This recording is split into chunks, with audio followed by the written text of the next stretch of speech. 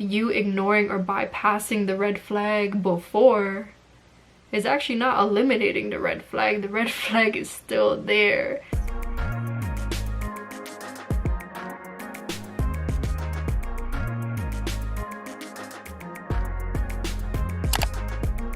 What is poppin', y'all? Caramel Rosay's in the building, and we here for a quick little rant. It's gonna be short and sweet. I'm gonna try to make it short and sweet. Y'all know I like to talk. Topic, it's gonna be about red flags. So what's a red flag? Let's see what Google is letting us know about red flags. A red flag is when you notice something is not quite right. Okay, something that may betray further problems. Seems pretty accurate. For me, when I look at what a red flag is, it's definitely just something that doesn't sit right. I see it as my body, my intuition, my gut trying to warn me about something. Something that like gives you an off feeling. Something that you look at it and you're like questioning yourself about it or questioning the situation around it. So if that's the case, why do we ignore them? Why do we bypass them? Why do we let them slide? I feel like a lot of times these red flags come in a space where it's something that you want to be ideal. And this is in any scope, okay? Obviously red flags, normally when you think about it, you're thinking about in a relationship, you know, with a significant other, with someone that you are involved with. Red flags could come in friendships. Red flags could come within jobs. Red flags could come in any kind of situation. I feel like that's important to evaluate. So the reason why this kind of came into my head is because I've seen a quote. I've seen this thing going around on Instagram, and it said, a lot of times the things that you ignore at the beginning ends up being the exact same reason why you leave in the end. And I think that is so true. So when I seen that, I started to reflect on myself and reflect on my experiences and see, yo, how many things or situations that I get out of based off of something that was already on my radar before that didn't sit well with me or I didn't like. And a lot of it was just that's the same reason why I left. So let's give two examples. One example, let's use the common relationship. So there was one instance, my intuition was telling me something isn't sitting right with this situation. And I just kept trying to ignore it. I did not want to look into it. I did not want to see what it was. Because it's like one of those things where it's just like, yo, things are going good. Why would I want to hear something bad? But it's like something in me knew, okay, something's off. Kept ignoring it, kept ignoring it, kept ignoring it. To the point where this message now showed up in a dream for me, okay? Now, it's like I couldn't escape it, you know? It was in my dream, it showed up in my dream. The meaning behind the dream was exactly what I was trying to avoid looking into. And when that happened, I noticed, I'm like, yo, I can't just ignore my gut feeling. I can't ignore my intuition because it's something in me trying to tell me something. It will find a way to tell me. It will find a vessel to show me. So that's one right there. Second instance that I reflected on was actually with work. It was a job. A bunch of red flags came up at one point in my job where I didn't like the management.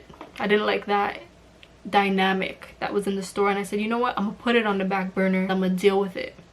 I'm not gonna quit. I was comfortable where I was. So I said, you know what? I see the red flag. I acknowledge it, but I'm gonna leave it there. I'm gonna go through the motions. I went through the motions, and lo and behold, by the end of it, that's exactly why I left. In the end, the same reason is exactly why I left. So whether I choose to ignore it or whether I choose to take it on and say, you know what, I see it's here, but I'm gonna see where this takes me. In both instances, it was the same. Those two situations ended because of that red flag that I saw before. Things that bother you low-key, the things that bother you low-key end up being the same reason why you end up leaving in the end. And I feel like this happens a lot because your tolerance just gets lower and lower when you keep withstanding and taking on the same thing. You've just had enough. It's like your bottle's filled. You ignoring or bypassing the red flag before is actually not eliminating the red flag. The red flag is still there. You're just trying to cope with it, live with it, and go through the motions of it. it's not going anywhere. I feel like a lot of times that's exactly why something like this is true.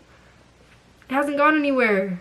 You're just trying to deal with it. You're trying to look past something that you don't like or is not sitting well with you.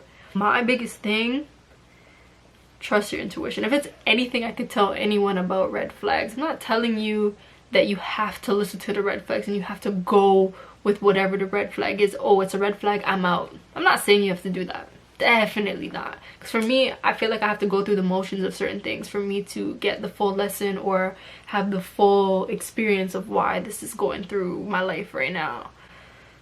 But I will say, don't ignore what sign or whatever you inside of you, guess what, the person inside of you, your intuition, your soul, everything about that thing is looking out for you. It knows you best. Pay attention to it. There is no one that will better understand when to do something than you. So you might as well take all the clues that you can, and you will know within yourself if this is now a situation that I need to get out of right now. Or it won't hit you like that yet. You'll take the red flag and you're like, okay, this is noted. This is on my radar now.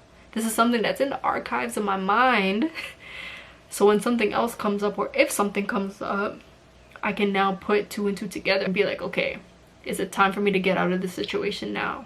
And it's just so much easier to carry on later, right? If I start paying attention to these things that I didn't like, these things that didn't sit right with me, these things that exhibited a pattern, at the end of the situation, it becomes so much easier for me to let go.